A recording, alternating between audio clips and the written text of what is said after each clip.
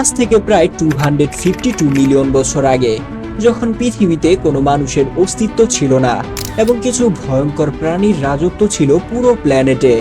সময়টা ছিল প্লেয়াজোইক এরা। এই সময় সাইবেরিয়ার ভলকানো পাহাড়গুলো ব্লাস্ট হয়ে প্রচুর পরিমাণে লাভা এবং বিষাক্ত গ্যাস পরিবেশে ছড়িয়ে দিতে থাকে।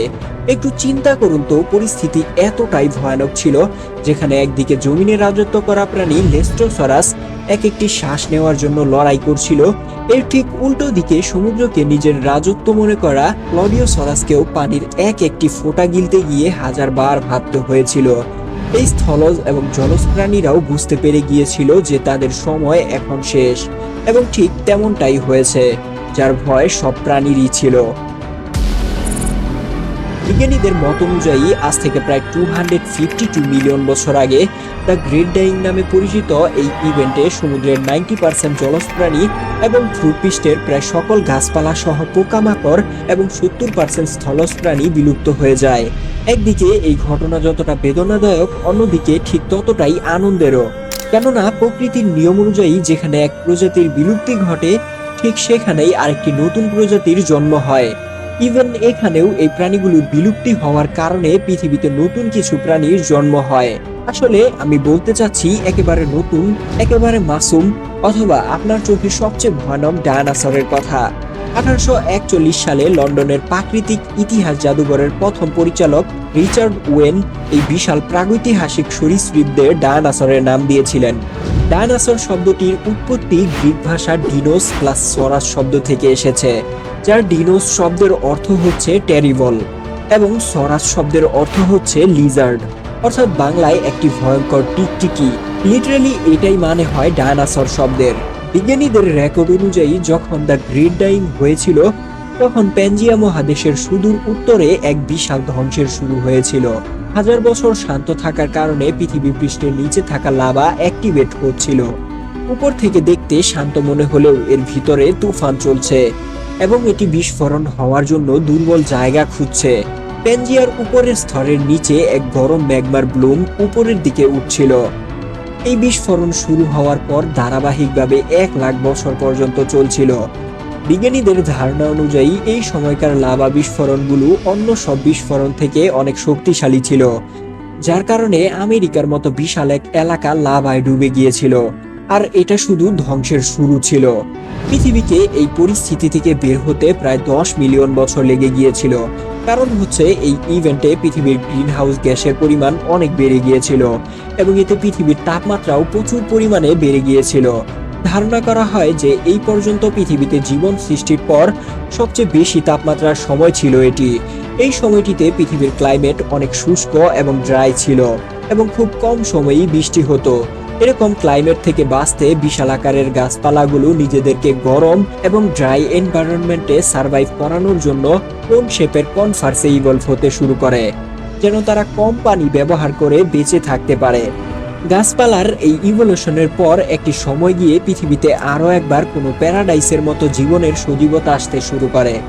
এরপর এই প্যারাডাইসে সবার প্রথমে দেখা যায় প্লেকোসরাসকে এবং ডায়নোসরের মাংসাশী প্রাচীন পূর্বপুরুষ আর্কোসরাসকে এবং প্যানজিয়ার নদীনালাতে বেড়ে ওঠা ব্যাঙের পূর্বপুরুষ লিসামফিবিয়ান্সকে, যারা মূলত মিঠা পানিতে বসবাস করত, কেননা সমুদ্রের লোনা পানিতে তখন রাজত্ব করত টেমনোস্পন্ডেল। খেয়াল করলে আমরা দেখতে পাই যে এদের অ্যাপিরিয়েন্স কুমিরের মতো ছিল, সেই সাথে এদের স্বভাবও কুমিরের মতোই ছিল। এর মানে হচ্ছে এই প্রাণীটি যে কোনো জীবকেই শিকার করে নিত। এরপর পৃথিবীর পরিবর্তনশীল তাপমাত্রায় প্লেকোসরাস ধীরে ধীরে বিলুপ্ত হতে থাকে, কিন্তু অন্যদিকে উভয়চর আর্কোসরাস এই পরিবর্তনশীল পৃথিবীতে সার্ভাইভ করার জন্য বিবর্তনীয় কৌশল অবলম্বন করে এবং পরিবেশের সাথে মানিয়ে নেয়। আর এইদিকে স্থলজ প্রাণীদের 70% এক্সটেন্ট হওয়ার পর এখানকার খাদ্য তালিকায় শিকার কম এবং শিকারীর পরিমাণ অনেক বেড়ে যায়। এই অবস্থাতে আর্কোসরাসের সামনে একটাই রাস্তা খোলা ছিল, আর সেটা হচ্ছে বাকি কম্পিটিটরের আগে শিকারের উপর থাবা বসাতে হবে। এর জন্য আর্কোসরাস ফ্যামিলি মেম্বারদের দরকার ছিল স্পিড, এবং সময়ের বিবর্তনে তাদের মধ্যে বিভিন্ন পরিবর্তনও দেখা যায় এবং তাদের ঘাড় এস শেপের হয়ে আগের থেকে অনেক ফ্লেক্সিবল হয়ে যায়। এতে তারা শরীরকে না ঘুরিয়ে শিকারকে দেখতে পায় এবং ঘাড়কে ব্যবহার করে নিজের সেন্টার অফ গ্র্যাভিটিকে মেইনটেইন করতে পারে। যখন এই পরিস্থিতি নরমাল হয়, তখন আর্কোসরাসদের অতিরিক্ত শিকারের ফলে শিকার আরো একবার কমে যায়। এতটাই কমে যায় যার কারণে এদের মধ্যে থাকা কিছু আর্কোসরাসকে ঘাস খেয়ে বেঁচে থাকতে হয় এবং ধীরে ধীরে অমনিভর অর্থাৎ সর্বভোগ প্রাণীতে ইভলভ হয়। এইসব ইভলিউশনের চলাকালীন পৃথিবী ধীরে ধীরে শান্ত হচ্ছিল। ভলকানিক অ্যাক্টিভিটিস কম হওয়ার কারণে কার্বন ডাই অক্সাইডের লেভেলও কমতে শুরু করে এবং আজ থেকে প্রায় 230 মিলিয়ন বছর আগে এই স্থলজ ডায়নোসর থেকেই কিছু নতুন প্রজাতির ডায়নোসর ইভলভ হয় এবং এখান থেকেই জন্ম নেয় পৃথিবীর প্রথম উড়তে পারা জীব টেরোসরাস। শুরুর দিকে এর আকার ছিল প্রায় একটি মানুষের সমান, কিন্তু সময়ের বিবর্তনে এর আকার এতটাই বেড়ে যায় যে যখন এটি তার পাখা ছড়িয়ে দিত তখন এটি 1.5টি ফুল সাইজ বাসের জায়গা কভার করে নিত। ডায়নোসরের এই কন্টিনিউয়াস বিবর্তনের কারণে পরিস্থিতি এমন পর্যায়ে গিয়ে দাঁড়ায় যে এখন পর্যন্ত যত হার্বিভোর স্যানোপসিড যেমন তেমন করে সার্ভাইভ করে আসছিল তাদেরও এখন জীবিত থাকা মুশকিল হয়ে গেছে, কেননা জমিনে যখন তারা ঘাস খায় তখন দুপাওয়ালা ডায়নোসর তাদের শিকার করে। তাদের থেকে পালানোর জন্য উঁচু গাছে চড়লে গাছের পাতাও খেয়ে নিত সরোপড প্রজাতির অন্য সব তৃণভোজী ডায়নোসর, এবং তারপরেও যদি তারা গাছের উঁচু ডালে বসেও থাকতো তো সেখান থেকে টেরোসরাস এসে শিকার করে নিত। মানে হচ্ছে চতুর্দিক থেকে স্যানোপসিডসের জন্য বিপদ ধেয়ে আসছিল। তবে স্যানোপসিডসও নিজের জীবন বাঁচানোর জন্য বিবর্তনীয় কৌশল অবলম্বন করে। সেভাবে যেভাবে ডায়নোসর বিশাল আকার ধারণ করেছে, এদের থেকে বাঁচার জন্য সবচেয়ে বেস্ট কৌশল হবে তাদের পার্থক্যে নিজেদেরকে আরো ছোট করে নেওয়া। এতে আমরা তাদের নজরেই পড়ব না এবং হয়ও কিছুটা এমন। আজ থেকে 225 মিলিয়ন বছর আগে স্যানোপসিডসের কিছু প্রজাতি রাতের অন্ধকারে ছোট ছোট পোকামাকড়ের শিকার করে নিজেদেরকে ম্যামোলিয়া ফর্মে কনভার্ট করে নেয়। তো ফাইনালি সব সমস্যার সমাধান হয়েছে। এখন পুরো পৃথিবীতে শুধু ডায়নোসরের রাজত্ব। কিন্তু আরো একবার জুরাসিক পিরিয়ডের শুরুর দিকে আজ থেকে প্রায় 201 মিলিয়ন বছর আগে পৃথিবী আবারও এক নতুন মাস এক্সটেনশন ইভেন্টের শুরু করে। সরীসৃপের ইভলিউশনের পর সুপার কন্টিনেন্ট প্যানজিয়া এখন ধীরে ধীরে কয়েকটি ছোট ছোট কন্টিনেন্টে ভেঙে যাচ্ছে।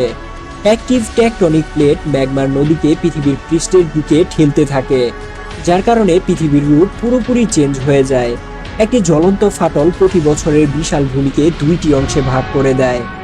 নতুন জন্ম নেওয়া 2টি মহাদ্বীপের মাঝখানে পানি ভরে যায়। যখন সেই ভূভাগ একে অপরের থেকে দূরে যেতে থাকে তখন একেবারে নতুন এবং ভয়ঙ্কর একটি পরিবেশ তৈরি হয়। ভলকানিক ইরপশনের কারণে বায়ুমণ্ডলে carbon die oxide, sulphur die oxide release হয় এবং পৃথিবীর ক্লাইমেট আবারও বিষাক্ত হয়ে যায়। যখন লাভা থেকে ভেপোরাইজ হওয়া পানি বৃষ্টি হয়ে জমিনে ফিরে আসে তখন এই টক্সিক গ্যাস ও বৃষ্টির পানি নদী এবং সমুদ্রের পানিকে অ্যাসিডিক করে দেয়। পরিস্থিতি এমন পর্যায়ে গিয়ে দাঁড়ায় যেখানে শ্বাস নেওয়ার জন্য না ছিল তাজা হাওয়া এবং না ছিল পান করার জন্য বিশুদ্ধ পানি। এভাবেই ডায়নোসরিয়ান আর্কোসরাস, উড়তে পারা টেরোসরাস এবং ছোট ছোট ম্যামোলিয়া ফর্ম বাদে পৃথিবীর 90% জীব আরও একবার বিলুপ্ত হয়ে যায়।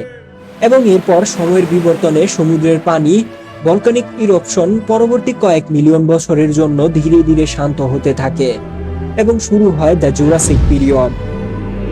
এই জুরাসিক পিরিয়ড চলে 201 মিলিয়ন বছর আগে থেকে শুরু করে 145 মিলিয়ন বছর আগে পর্যন্ত। এই সময়টিতেই পৃথিবীতে ডায়নোসরের সবচেয়ে ডমিনেন্ট স্পিসিস দেখা যায়। সময়ের বিবর্তনের ফলে এদের মধ্যে অনেকের সাইজ বিশাল আকারের হয়ে যায়। এদের মধ্যে স্টেগোসরাস এবং ব্রাচিওসরাস, যাকে পৃথিবীতে প্রথম হাঁটাহাঁটি করতে দেখা যায়। বন্ধুরা, যারা ডায়নোসর সম্পর্কে একেবারে শুরু থেকে শেষ পর্যন্ত স্টেপ বাই স্টেপ গল্পের মতো করে জানতে চান তারা আমাদের চ্যানেলের এই ভিডিওটি দেখে আসুন এবং জুরাসিক পিরিয়ডে ডায়নোসর কিভাবে ইভলভ হয়েছিল এবং কিভাবে জীবনযাপন করেছিল সেটা জানতে হলে এই ভিডিওটিতে একটি লাইক দিয়ে কমেন্টে অবশ্যই পার্ট 2 লিখে জানান। তো আজকে এই পর্যন্তই। ভালো থাকবেন, সুস্থ থাকবেন, আল্লাহ হাফেজ।